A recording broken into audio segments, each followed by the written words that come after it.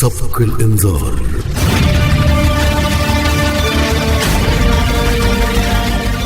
مع سبق الإنذار توجه عزة إسماعيل.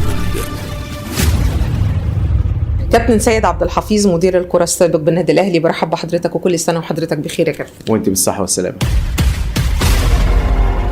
كابتن سيد عبد الحفيظ، بصراحة شديدة، هل تبني توقعاتك بنتائج المباريات على معطيات علمية أم مجرد صدف؟ لا، مش معطيات علمية ولا حاجة. بتبقى في الكورة في حاجات بتبقى عشان نسهل على الناس، يعني استعداد فرقة، خبرات لفرق، تعامل فرق مع مواقف أو مراحل أو أزمات بتبني عليها يعني اللي ممكن يحصل يعني. لكن هي طبعا مش مسألة دراسة ولا حاجة، قد هي معرفة بشيء مضى فبيتكرر، والأرقام كل ما بتتكرر ما بتبقاش صدفة يعني.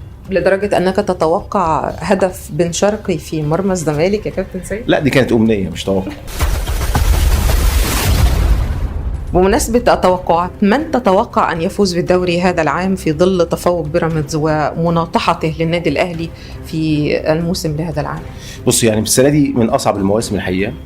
نسبة الأهلي أكبر، نسبة بيراميدز بعديه على طول. الزمالك مع احترامي طبعا الكامل ليه، لكن الأمور بتبعد شوية. لكن طبعا يبقى الزمالك اسمه ومكانته، ممكن إنه يرجع في أي وقت، لكن على الورق مش هيبقى سهل. انذار من الكابتن سيد عبد الحفيظ لكل من يحاول مقارعته بالأرقام والإحصائيات حول تاريخ الدوري المصري، وإلا سيكون مصيره كمصير الكابتن أحمد عفيفي. لا يعني خلينا بقى نتكلم، احنا احترامنا الكامل لكل الناس الحقيقة يعني. كل واحد بيبقى مجتهد، وناس ليها مكانتها وليها منطقها وليها أسلوبها كمان الراقي يعني الحقيقة. لكن في النهاية مش مسألة مذاكر. أنا مقتنع تماما إن الواحد لما بيحب حاجة بتبقى في ذهنه ما بيعرفش ينساها يعني. أنا من وانا صغير بحب الكورة جدا، فبتاخد مساحة كبيرة جدا من تركيزي، من حياتي، بالتواريخ والأرقام والأهداف يعني. كما أبهرت الجميع في مشاهدة هذه المناظرة، كل واحد بيبقى عنده حاجة بيحبها قوي. أنا بحب الكورة من وانا صغير جدا يعني، حتى من قبل ما أجي النادي الأهلي يعني. فبشوف إن هي مش مسألة إن أنت عندك ذاكرة كبيرة أو قوية ولا حاجة، قد ما هي يعني تركيز في حاجة بتحبها. بخبرة الكابتن سيد عبد الحفيظ السابقة في موقع مدير الكرة بالنادي الأهلي وهو عاشق لهذا النادي، بماذا تنصح الكابتن محمد رمضان مدير الكرة الحالي، ومن أي شيء تحذره؟ كابتن محمد رمضان من الناس اللي أنا كنت محظوظ جدا في بداية شغلي كانت معاه، فأخدت منه حاجات كتير جدا، استفدت منه جدا جدا جدا. فكابتن محمد رمضان الحقيقة مش عايز أقول شهادتي فيه مجروحة قد ما هي كانت شهادة واجبة إن الراجل ده إدارجي محترم جدا يعني. محمد رمضان اللي بينصحني أساسا يعني. هل ما زال في نفسك شيء وبصراحة شديدة كابتن سيد تجاه بعدك عن إدارة الكرة بالنادي الأهلي؟ لا خلاص يعني. أنا ما عنديش حاجة خالص أساسا يعني بفكر فيها في حياتي السابقة.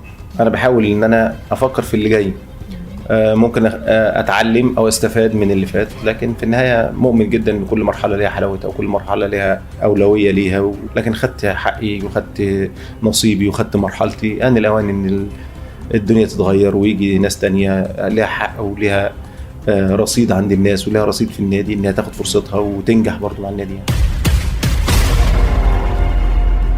انذار من السوشيال ميديا يتهموك بأنك من مثيري الفتنة الكروية، ما هو دفاعك ولماذا هذا الانذار كابتن سيد؟ لا طبعا يعني انت السوشيال ميديا يعني اعتقد ان هي بتتكلم، كل واحد بيقول اللي هو عايزه، ده نطاق واسع جدا وشئنا ما بين ده عالم بنعيشه يعني.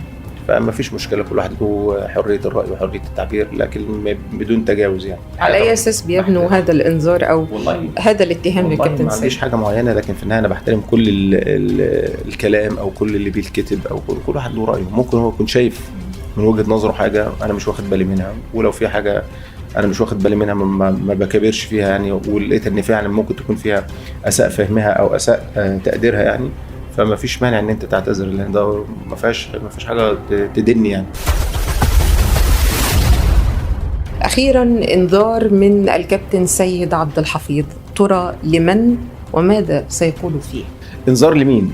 انذار من كل القائمين على اللعبه او الكوره، لان كره القدم شيء مهم جدا جدا، ما بقتش عباره عن تسليه او بتضيع وقت. لا لا لا، الكوره بقت صناعه وطبعا واستثمار عالي جدا. المهم يبقى فيه اهتمام شديد جدا وشغل احترافي عالي جدا عشان نروح ببلدنا ومكانتها وقيمتها في حته تانية تستحقها يعني.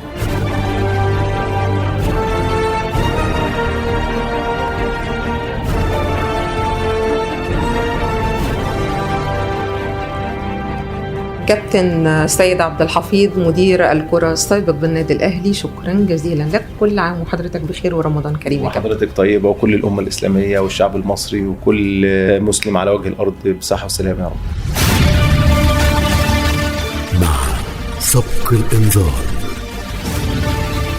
مع سبق الإنذار وجهت عزة إسماعيل.